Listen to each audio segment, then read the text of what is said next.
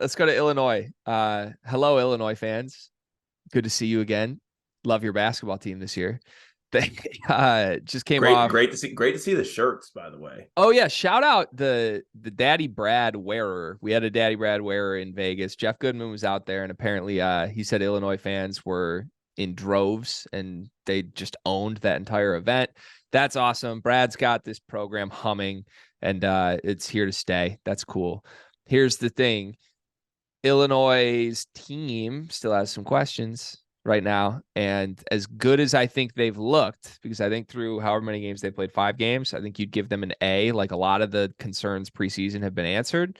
I think the biggest concerns are why they struggled down the stretch against Virginia to me. Now, Virginia defense caveat here, put a big star next to it. Of course, teams are going to struggle against the Virginia defense. So many of these concerns may not even apply against normal defenses. That's fine. But against the best defenses in the country, those are the type of teams you got to beat and have answers for in the NCAA tournament, which is a place we know Brad Underwood's program has struggled. They don't really still have clear answers on whose hands the ball are in. Ball is in, ball are in. I don't know. You take over from here. Like, what happened in the end game of that Illinois-Virginia game to you? Yeah, to me, it just kind of looked like a team that didn't necessarily. I mean, I think we talked about it on the last episode. Like, this team is talented. The talent's clear. You know, Dane Danger's way better than I thought. That guy's a monster. I love the freshman. I thought that Epps had himself a breakout game yesterday, and it gave Brad a little bit of flexibility because you saw that he was going more towards Jaden going down the stretch than Sky in this game, just because Jaden had it. But with that said, it kind of got to a point where towards the end of the game, there's a 13-0 run. And to me, what they did is they said, okay, Jay Neps is the guy who has it today. Let's go to him down the stretch. Where I don't know if that's necessarily the way you want to do it, because when you have a go-to guy and you have a guy that you want the ball to have his hands in down the stretch, it doesn't necessarily matter to me, or at least, and I might be wrong on this. You can say I am if you want to, but the go-to guy, no matter what he's doing in that game, and it's the last 2 minutes or it's a big run happening, I think that guy needs to have the ball because he's your go-to guy. Like, I don't want to stretch it out, but if LeBron James is having a shitty game, you're still going to give it to LeBron James down the stretch. If any star is having a shitty game, you're still going to give that guy an opportunity in the last 2 minutes of the game. So, I think it's just a learning experience for them. I mean, they had this game to me. I mean, credit to Virginia for all they did, but I mean, they gave a 13-0 run to let Virginia back in this game because they couldn't get a bucket. So I don't know. I just think some execution things, some things they need to clean up. But Virginia's a good basketball team, so credit to them. And I hate saying that. Yeah, I don't think there's many teams or programs in the country we like less than Virginia. I don't really know why But that is but but I either. do want to say shout out to Virginia because it was cool with the tragedy that happened last week that they were able to come into this tournament and they honored the players that were shot and killed. So that was pretty cool to see because they beat two really good basketball teams and were able to win a championship. So a good thing for them in the school after the tragedy that happened. So that was kind of cool to see. Yeah, it was very cool. I mean, that was special. Yeah, I don't think there's more basketball teams or programs we dislike than Virginia, and I don't really know why that is. Michigan State has their NCAA tournament history with Virginia, but MSU all pretty much owns them in March, and I just don't like watching the way they play basketball. I respect their good teams, like the Kyle Guy, Ty Jerome era was a very good basketball team, but I don't know. It's not fun to watch them succeed to me. What is special I can step back and respect is Tony Bennett. I mean, he's got to be in the running for best coach in the sport at this point. Oh Like, yeah. Oh, he's top five coaches you don't want to see on the other side, like on the other sideline. he's You don't want to see also I know he's graying, but with Jay Wright vacating, he's definitely my leader in the clubhouse for handsome coach. I just like kind of some George Clooney effect with him, but yeah, I think this was Tom Izzo falls in this too. It was a really good week for program coaches who have been doubted over the last year. and reminding you, oh shit, I can do this with my guys and I'm gonna do it my way. Like this Virginia team is not different than last year's Virginia team. They just added Ben Vanderplas off the bench, and all of a sudden they look like a top 5 team in the country. Credit to Tony Bennett entirely for that. Great coach. But back to the Illinois side of things, I think I love this team. I just want to say that. Like I think I'm convinced, even in the Virginia loss, I'm convinced this is the best team in the Big Ten. I think they're significantly better than Indiana. I think Michigan State's right there. I would bet on Illinois' ceiling being higher by the time we get to the NCAA tournament. But I think Michigan State's right there. Probably 1A, 1B. But Terrence, Illinois is certainly the most talented to me too. yeah. And Like, Terrence Shannon is great. He was going to be our Field of 68 player of the week this week, a little behind the scenes, until he had 6 turnovers and shriveled down the stretch of this Virginia game. So I think, look, he's not going to shoot 8 for 9 from 3 again this season. I'm sorry. I'll just say it. He's not. That was an aberration that was incredible. Give him credit, but he's not doing that again. What I'm worried about is he probably will have another 6 turnover game. And I think that like the bad version of what we saw is probably like more likely to happen again with him. He's still great. I'm not seeing the National Player of the Year stuff the announcers are with him. I think you should hope for like a first team all Big Ten season, and then you'd be ecstatic if you got that from Terrence Shannon.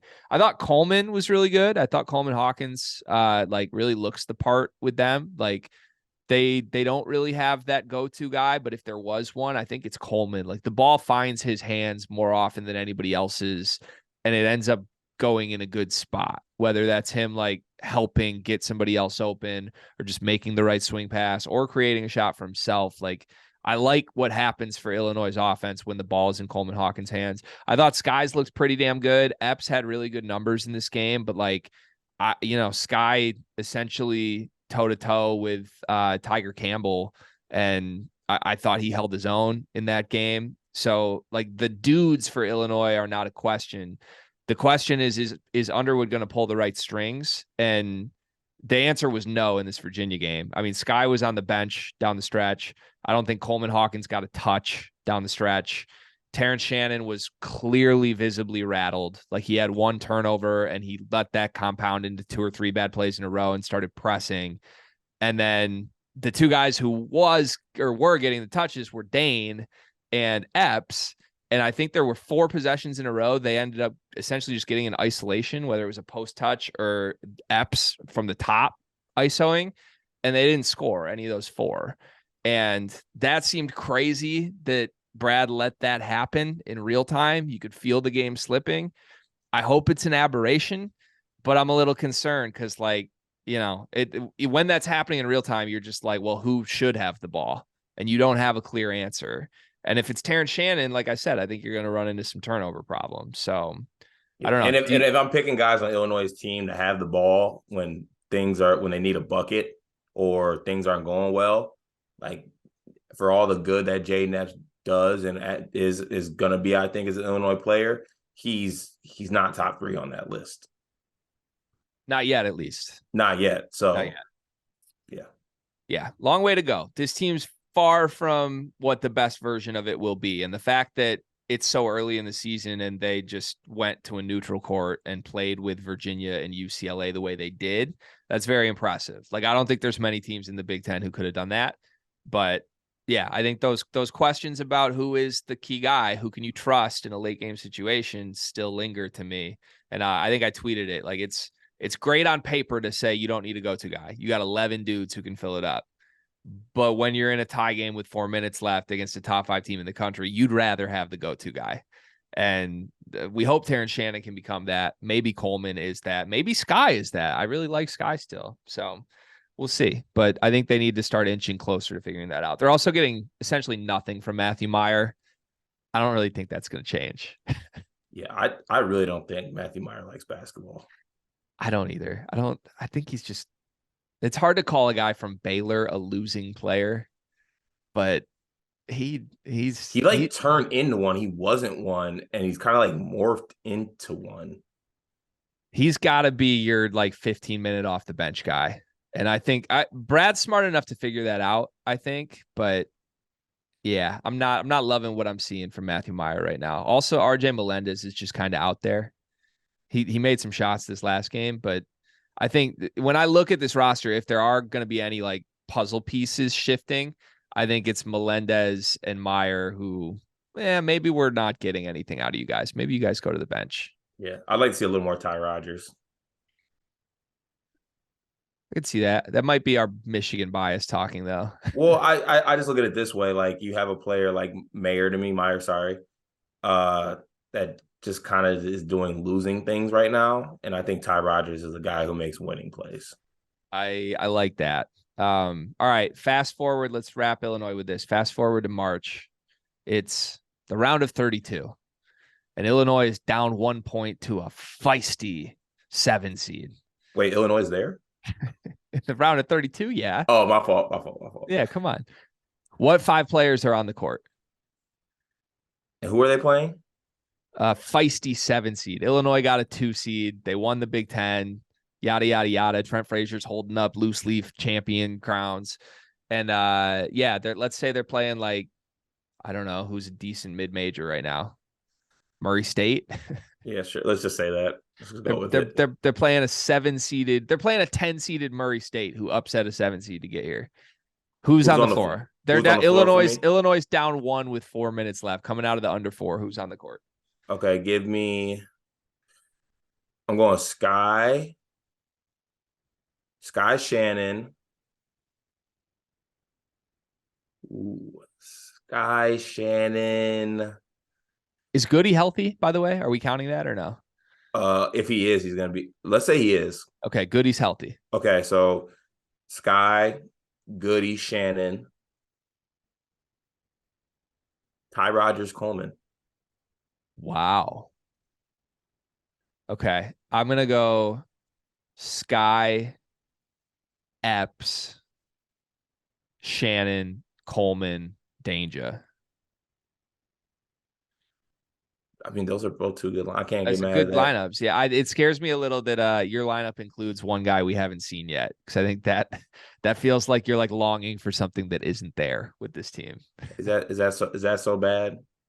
I don't know. To long and to hold. You tell us, Illinois fans. Hop in the comments. Get yourself a Daddy Brad. Those things are selling like crazy, by the way. Still popping off. We got hoodies now. It's cold in Champaign. Go get yourself a hoodie. Field68.shop. What did Fritz Hagerman say? Is it so bad to want? Fritz Hackerman. Deep cut for any Illinois fans out there. All right. By the way, we're gonna be in Champaign. I don't know if they saw this or not, but the Big Ten to go travel series is coming to an arena near you this Big Ten season. Carter and I will be on the road. We're going to almost every Big Ten arena. We're going to see Illinois a couple times this year, but we will be there in person for Michigan State, Illinois on a Friday night. And I think we're planning to stay there and do some stuff Saturday as well. So would love to meet any Illinois fans. Shout out to Coy, by the way. He's an Illinois fan. He came by the Field of 68 live show at the Champions Classic. So we'd love to meet all y'all. Mark your calendars. I don't remember when that game is, but Michigan State, Illinois, sleepers are attending. Stay tuned.